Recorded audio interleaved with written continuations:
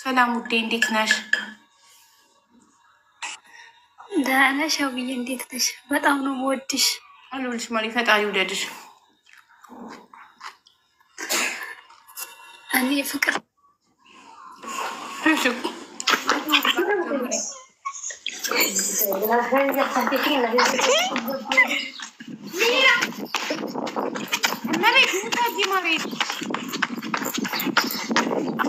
እመቤት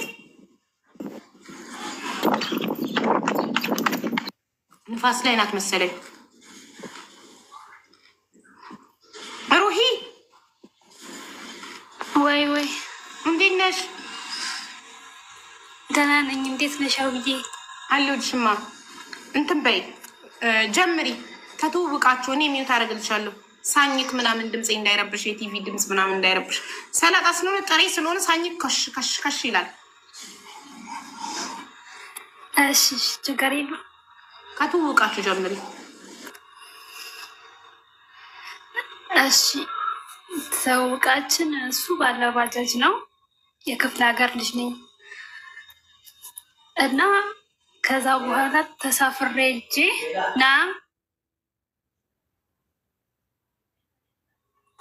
ከዛ ተሳፍሬ ምናምን እና በጣም ኮስታራ ምናምን ስለነበርኩኝ እኔን አያወራኝም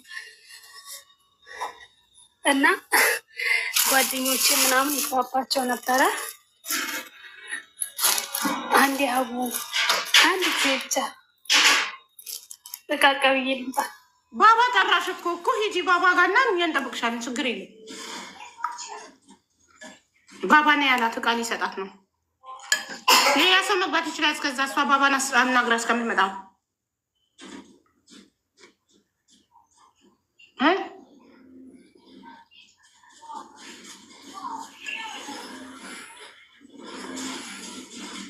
ባባ ነው የሰማሁት ሲጣራ። ወንድ ነው ሴት አይደለም የተጣራው።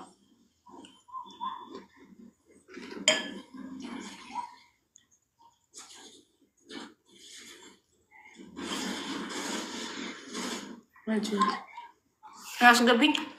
ምንድን ነሽ? አፍቃሪ ነሽ?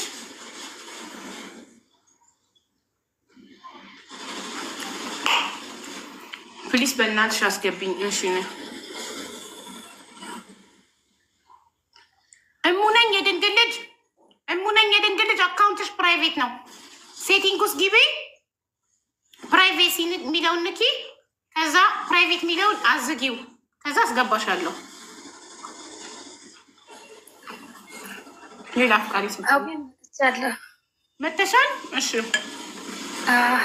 ባለባጃጁን ባጃጁ ተሳፍረሽ ባለባጃጁ ሹፌር ቆንጆ ነው በጣም እና አይንሽን ጣልሽበት። እሱ ላይ ያቆም ነው።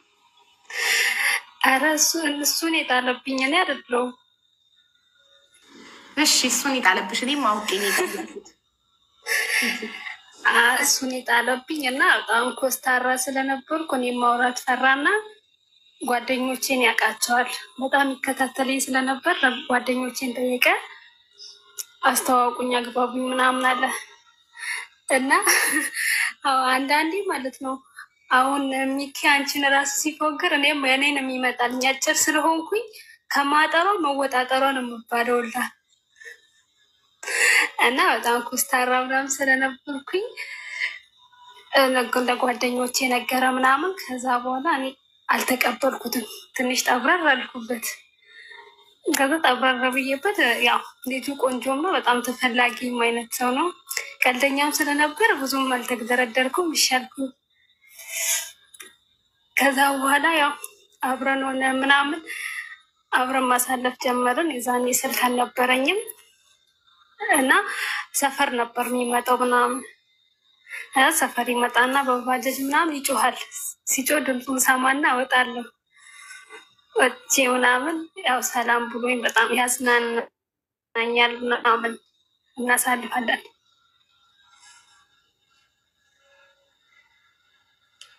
ይሰማል? ኔትወርክሽ እየተቆራረጠ ነው።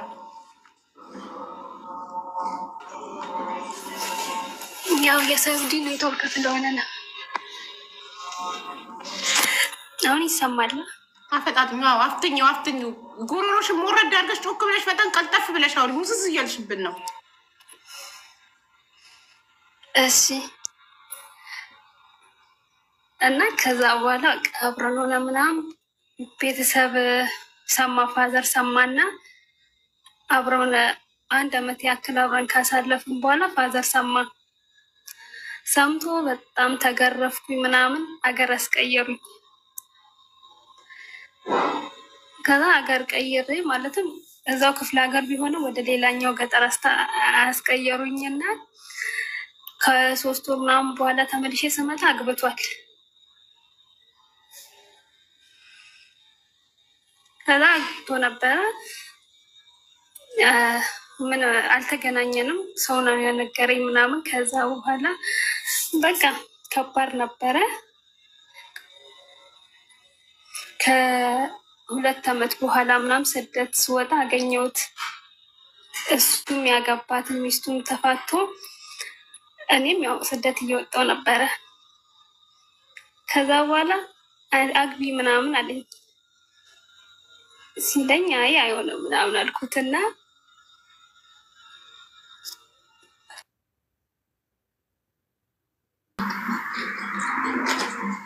ሰላም ሀቢ እንዴት ነሽ? ጫንሽ ቪፒኤን? ሳውዲ ላይቭ ቲክቶክ ላይቭ ያለ ቪፒኤን አይሰራም። ቪፒኤንሽን ጫንሽ? አዎ።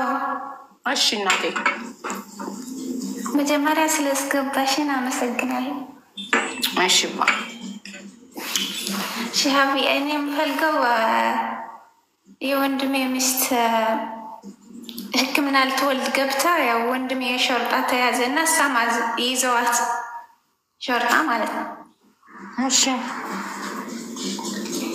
አሁን እሷ ብቻዋ ነው ያለች እና ሕክምና ሄዶ ምግብ ለልጇ ደግሞ ሀሊብ ምናምን የሚያስገባልኝ ሰው ካወቅሽ ብዬ ማለት ህጋዊ የሆነ ሰው ኢጋማ ምናምን ያለው። የት ናት? ከጣይፍ ትንሽ ወጣ ብሎ።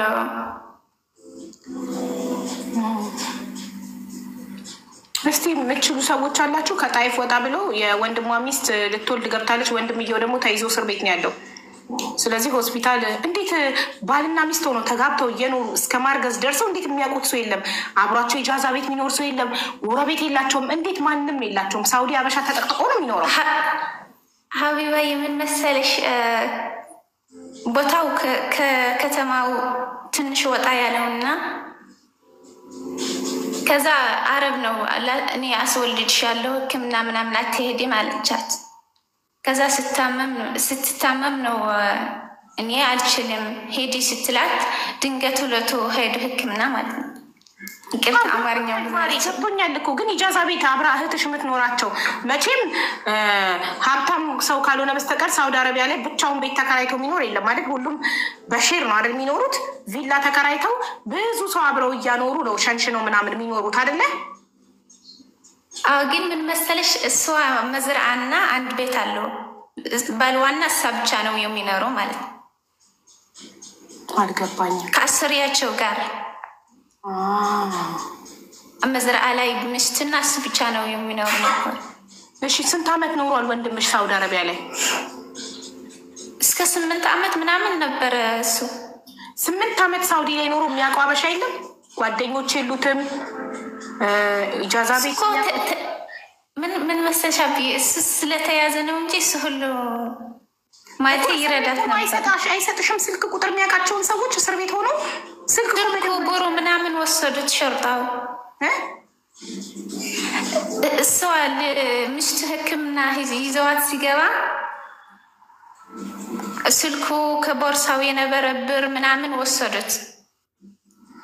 አው ግን እስር ቤት ሆነው እኮ ስልክ መደወል ይችላሉ። ሚስቱ ጋር ደውሎ ለምን የሚያውቃቸውን ሰዎች ስልክ ቁጥር አይሰጧትም? 8 አመት ሳውዲ ላይ የኖረ ሰው እንዴት አንድ ሰው አያውቅም ብዬ ግራ ገብቶኝ ነው።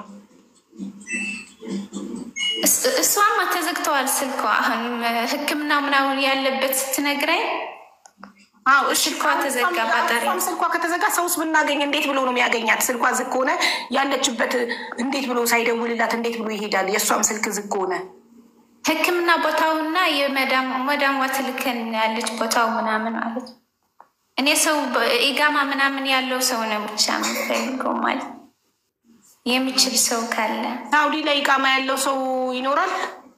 ኢቃማ ያላት እንጂ እኮ እስር ቤት ምናምን ትገባለች። ግን እኔ ለልጅዋ ምንም የላትም ልብስ ሀሊብ ምናምንና እኔ ላስገባላት ሰው ፈልጌ እሷ የፈለገችው ሳውዲ ውስጥ የምትኖሩ ኢቃማ ያላችሁ ከጣይፍ ወደዛ ኤግዛክትሊ ቦታውን ብትነግሪኝ ጥሩ ነው። አንዲት እህታችን ባሏ ተይዞባት እስር ቤት ጀበላት ይባላል ቦታው። ጀበላት? አዎ ጀበላት የሚባል ቦታ ሄዳችሁ መሲ በጌታ ቴንኪ ፎር ዘ ሰብስክሪፕሽን ኔውድ ሄዳችሁ ሆስፒታል ወተት ምግብ ምናምን እንድትወስዱላት ነው የምትፈልገው። አላችሁ ኢቃማ ያላችሁ ትኖራላችሁ።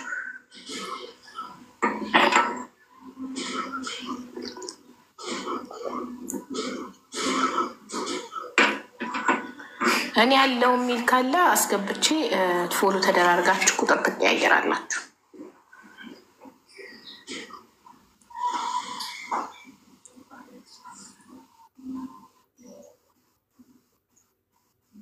ሪያድ ከሆነ አቡዬ ችግር የለውም። ሪያድማ ቢሆን እኔም ሰው አውቃለሁ። ማሪ ሪያድ አይደለም የት ነው? ጀበላሊ ነው።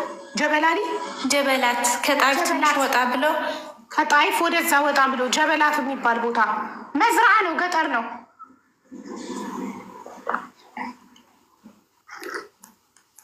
እንጂ ቤት ነበራቸው ከነልብሱ ምናምን ቤት አላቸው የሚኖሩበት የነበሩ አንድ ሰው ላይ ስለሚሰሩ ነበር።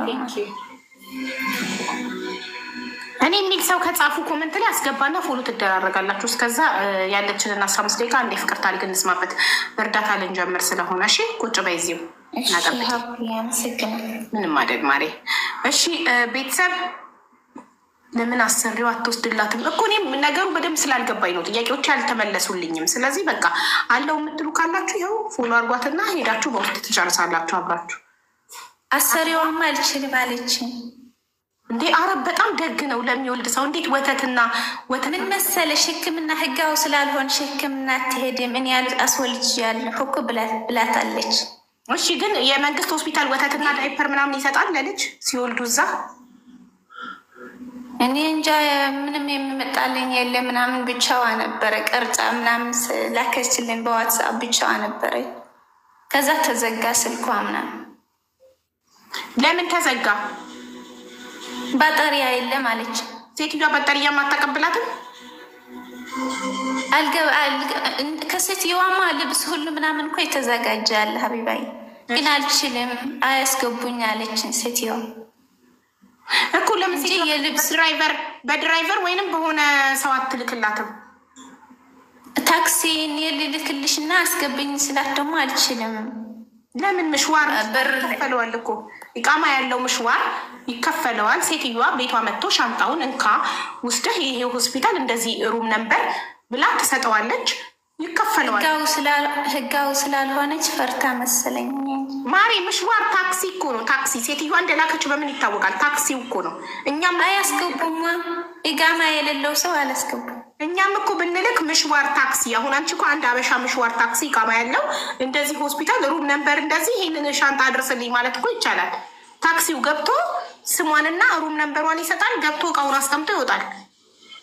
ምን መሰለሽ አባዬ፣ እዚህ ቦታው ላይ የፈለግሽው ሰው አይገባም ማለት ሀበሻ ምናምን ባለ ታክሲ ሩቅ ስለሆነ ገጠር ስለሆነ ማለት። ሌላው ሀበሻ እሺ ምን ብሎ ይገባል? ሌላው ሀበሻ በምሽዋርም አይገባም ካልሽ አንድ ሰው ኢቃማ ያለው ሰው ምን ብሎ ይገባል?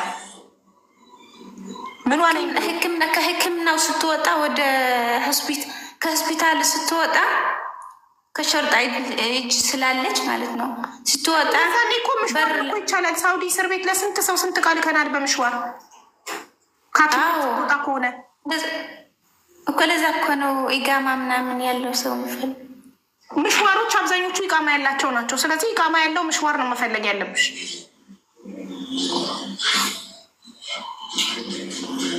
ኧረ እንኳን እያቀበሉ አይደል እየገቡ እኮ እንትን እሷ ከሆስፒታል ወጥታ ወደ እንትን መጀመሪያ ያልሽው ወተት ምግብ ሆስፒታል አልሽ። አሁን ደግሞ ከሆስፒታል ስትወጣ ነው የምፈልገው አልሽ። አይደለም አሁን የምፈልገውም ሆስፒታል ውስጥ ነው። ካልወሰዱ አሸርጣው ወደ ስጅን ማለት ነው። ሆስፒታል እንትና ነው የወለደ ሆስፒታል ውስጥ ማንንም አያስገቡ ማለት ለሴትየዋ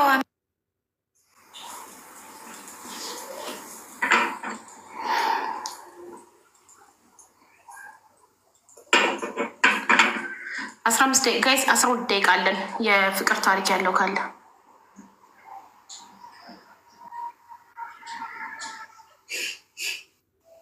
እኔ ባይታ አግኝሻለሁ። ወዲ ያስገብኝ ፍቅር ታሪክ አለኛልሽ በ12 ደቂቃ የሚያልቅ ከሆነ ኢቱክ ባይሮ ፎሎ ፕሮፋይል የሌላት ልጅ ሰው አገናኝቼ ሰው ችግር ላይ ጥያለሁ።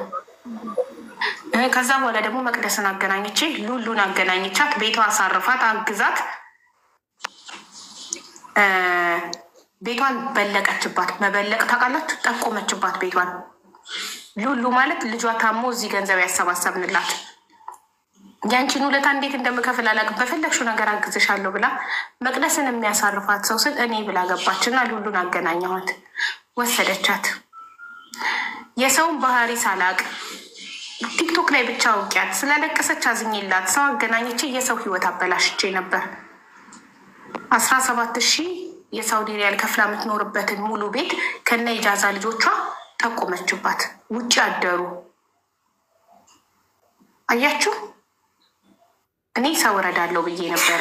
ሉሉን ህይወቷን አደጋ ላይ ከነ ልጇ ከነ ትዳሯ ከነ ኢጃዛ ቤት ተከራዮቿ ህይወቷን አደጋ ላይ ጥዬ የነበረው ሰው እረዳለሁ ብዬ ነበር።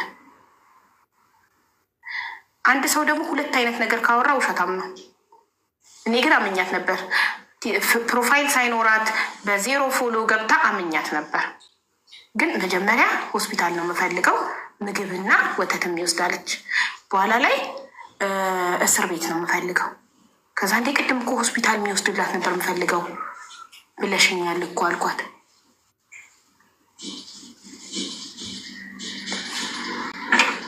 እሺ ኖ ፕሮብሌም። አቤት። ሰላም ሰላም፣ እንዴት ናቸው? አይባዬ ሰላም ነው ወንድሜ፣ እንዴት ነህ? አለሁ። እዚህ ቤት ስለገባሁ ነው ኩራት የተሰማኝ። በጣም ደስ ብሎኛል። ብዙ ጊዜ ልገባ ፈልጌ ነበር፣ ግን እንኳን ደህና መጣህ። ዛሬ እድሉን ስላገኘሁ በጣም ደስ ብሎኛል። እሺ ወንድሜ። እና ሰዓት ትንሽ ከሆነ ያላችሁ፣ የኔ ግን የፍቅር ታሪክ ትንሽ ረዘም ይላል። በጣም ረጅም ነው። አትሊስት አንድ 25 ደቂቃ አንድ ወስድ ይችላል። ችግር የለውም። ከጣመን አይደለም 25 ደቂቃ 40 ደቂቃ እናደርግልሃለን። እንጀምር። ኦኬ። እኔ ተማሪ እያለሁ ፍቅር ሞድ ላይ ያን ያክል አልነበርኩም።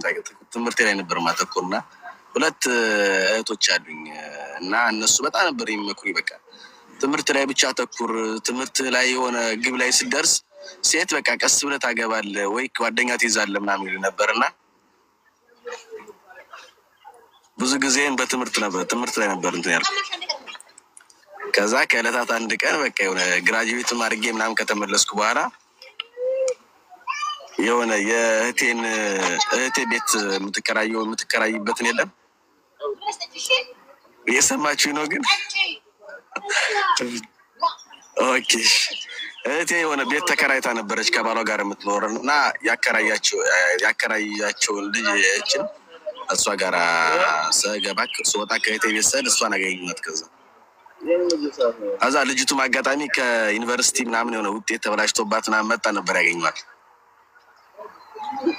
ከዛ በቃ ቤተሰብ ጋር አታወራም፣ ዝም ነው የምትል፣ ፊት በጣም ትጫወት ነበር ቤተሰቦቿ ጋር ምናምን። የሆነ ውጤቱ ተበላሽቶባት ስለነበር በጣም ትጨናነቅ ነበር፣ ራሷን ታጨናነቅ ስለነበረ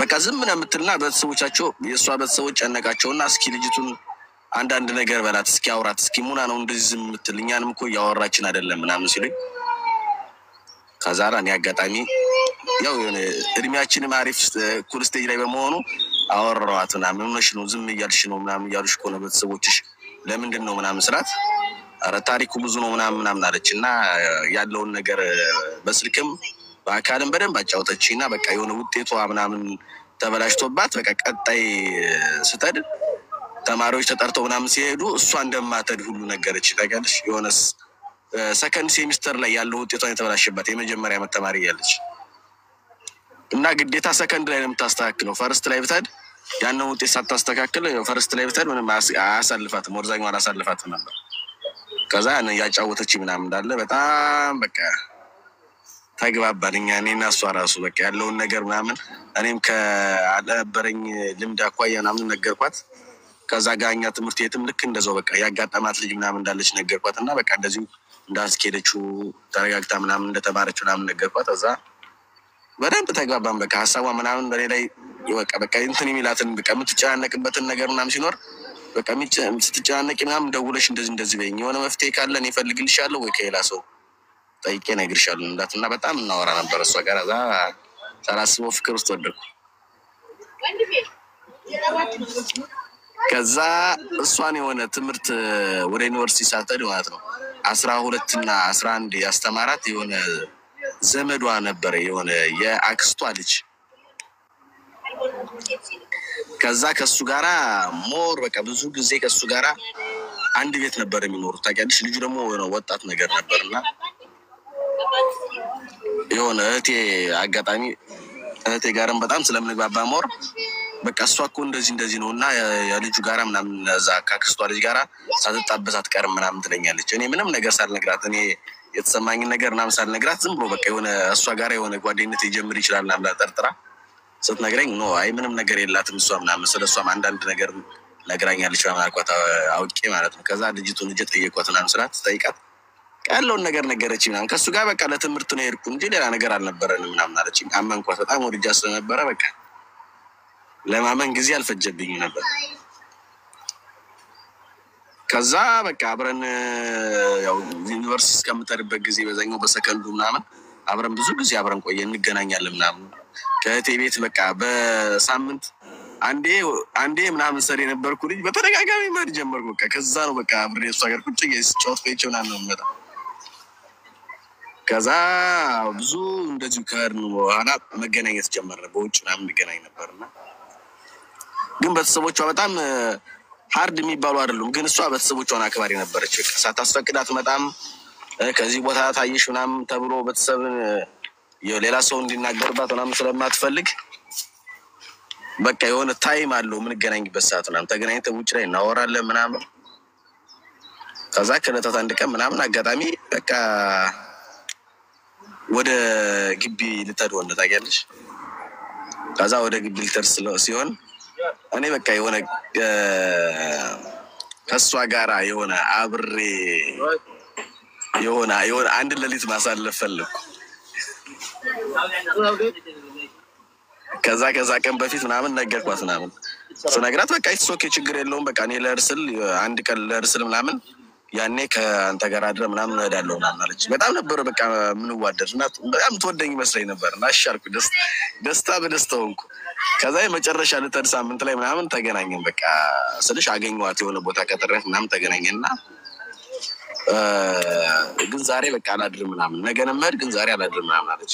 እትስ ኦኬ በቃ ችግር የለውም ካልተመቸሽ ኖርማል ነው ምናምን ብዬ ስንጫወት ቆይታ ምናምን ወደ ቤት ተመለሰች። ቤት አደረስኳት ምናምን ቤት አደረች ከቤተሰቦቿ ጋር ምናምን። ከዛ ዩኒቨርሲቲ ከሄደች በኋላ ስደውላት ስልክ አታነሳልኝም።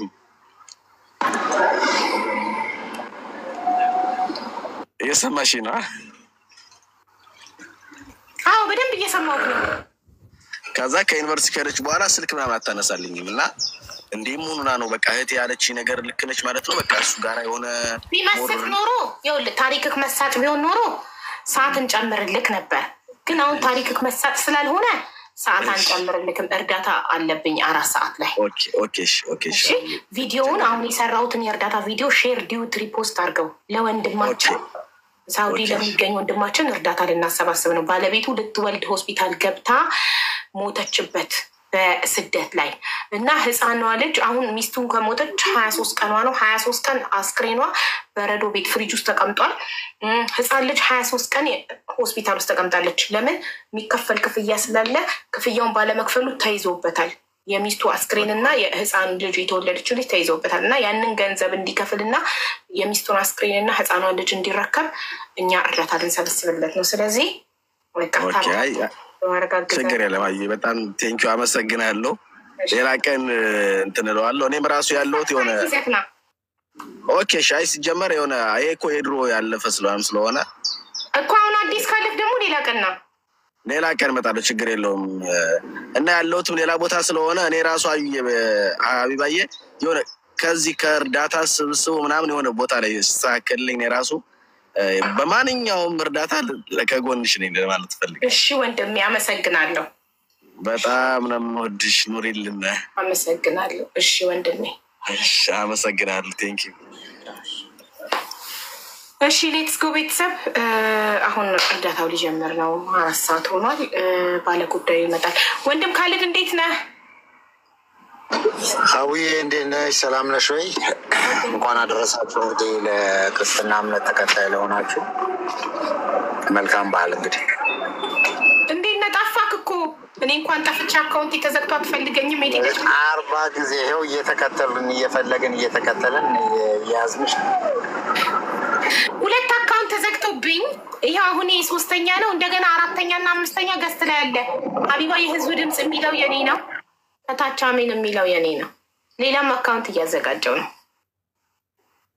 አይ በጣም አሪፍ። ነገ እንግዲህ ሀዊዬ ያው በአንቺም ቤተሰቦች ስም አድርገን ለፋሲካ ደግሞ ምንም አቅም ለሌላቸው ወገኖቻችን አክቹዋሊ ከምናስቸግራቸው ብለን ቀደም ሲሉ ያኔ በረመዳንም ሰዓት ላይ በሰጡን ወንድሞች እህቶች ጨምረን ለ100 ቤተሰቦች የፋሲካ ባህል መዋያ ዶሮ፣ ሽንኩርት፣ ዘይት ምናምን እንሰጣለን እና በዚህን ሰዓት በኢትዮጵያ 10 ሰዓት ማለት ነው።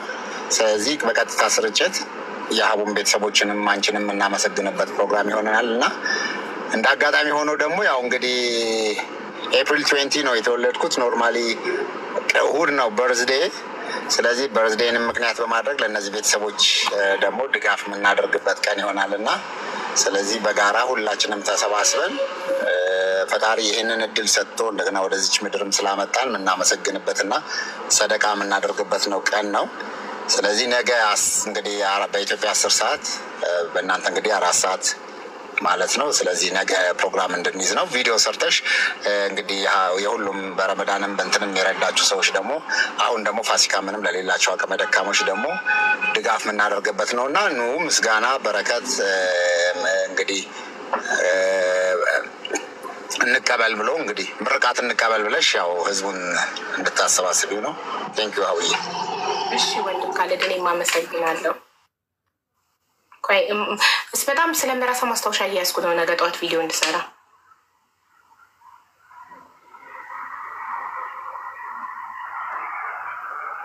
እንግዲህ ሲሆን የዛሬ 6 ዓመት 7 ዓመት በአብዛኛው አውሮፕላን ላይ ነበር እንግዲህ ልደታችን የነበረው እና ዛሬ ሆኖ ደግሞ ያው ከእንደዚህ አይነት ወገኖች ጋር ነው የምናደርገው። ግን አንዳንድ ጊዜ ደግሞ ሞር ደስታው ደግሞ የሚበልጠው ነው አሁን ይሄ የምታየው ነገር ነው እኮ። ግን ነገ እኮ አይደለም አይደል? ከነገ ወዲያ ነገ እኮ ቅዳሜ ነው። ያው ነገ በሱ ምክንያት አድርገን እናደርጋለን። ግን በዓሉ አጋጣሚ ሆኖ ተገጣጥሞ ፋሲካ ላይ ስለዋለ በ12 ስለዚህ እናበላለን አንድ ላይ ምስኪኖችን አንድ ላይ እናበላለን። የዕለት ሁለት እናበላለን። ነገ ደግሞ ያው 10 ሰዓት ላይ ደግሞ ሁለቱም ቀን አንድ ላይ አድርገሽ ጥሪ አድርገሽ ነው ለበዓል ቤታቸው ለሚያከብሩ ሰዎች ደግሞ ያንን ለበዓል የሚሆነውን ነገር እንሰጣለን። በቀጣይ ደግሞ በማግስቱ ቀን ደግሞ እንግዲህ እዛው ደግሞ እኛ ጋም ላሉ ልጆች ለሌሎችም ምስኪኖች የበዓል እናበላለን። ኦኬ በጣም ጥሩ። ስለዚህ ሁለቱም በአንድ አይነት ሰዓት ነው? ነገም ከነገ ወዲያም በአንድ አይነት ሰዓት ሁለቱም ያው። ኦኬ ቴንኪ ኮመንታተሮች ስላስታወሳችሁኝ። ልብስ መስጠት የሚፈልጉ አሉ ከዱባይ። ሰው አለክ እንዴ ወንድም ካሊድ? 2 ቦክስ ልብሶች አላቸው። ብዙ ልብስ መስጠት ይፈልጋሉ። ይቻላል። አሁን በቅርብ የአንቺ ቤተሰብ የሆነች ለ50 ሴቶች ልብስ ልከዋል እና እንደውም ኦፊሻሊ በደንብ አሁን በዚሁ አድርገን እናመሰግናታለን። በቅርብ ቀን ነው እቃውም የወጣው። ስለዚህ ከችግር የለም ኮሚኒኬት ያድርጉም። ባዮ ላይ እዚሁ ላይ ስልክ ያለ በዋትሳፕ 09767575 እዛ ላይ ቀጥታ ቢደውሉ ሊያገኙን ይችላሉ። በቃ ሰምታችኋላ። ኤልዳናዬ ሰምተሻል? የወንድም ካልድ ፋውንዴሽን የካምፓኒው ቁጥር 0911757575 ኖ 11 ሳይሆን 76 ጀምሮ 75 ያልቃል። አም ሶሪ 0976757575 ዋትሳፕም ዳይሬክትም ይሰራል። በፈለጋችሁት ኮንታክት አድርጉ። ዳይሬክት ስትፈልጉ ዋትሳፕ ስትፈልጉ እና መላክ ትችላላችሁ። አናግሩ። ኦኬ እነሱ የፈለጉት ዱባይ ተረክቧቸው ለአንተ የሚልክልክ ሰው ነው። ኮንታክት ያርጉ አይደል? በቅርብ እኔ መምጣቴ ስለማይቀር ወይ ኮሚኒኬት አደርጋቸዋለሁ። እንትን ያርግ ብቻ ኮንታክት አድርጉ ዋትሳፕ ላይ እና በቃ ይላኩልኝ በውስጥ።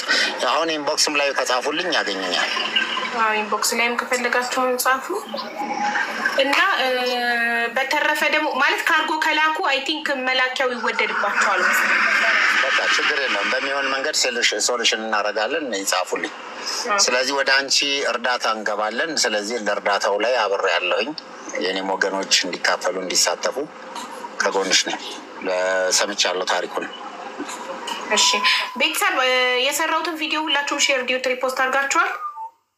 ሁላችሁም ሼር ዲዩት ሪፖስት አድርጉት ገብታችሁ ለአሸናፊ ወንድማችን የሰራሁለትን ቪዲዮ ማለት ነው። አሁን እንጀምራለን። 106359 ወይኔ ግን ፊደል በዛበት፣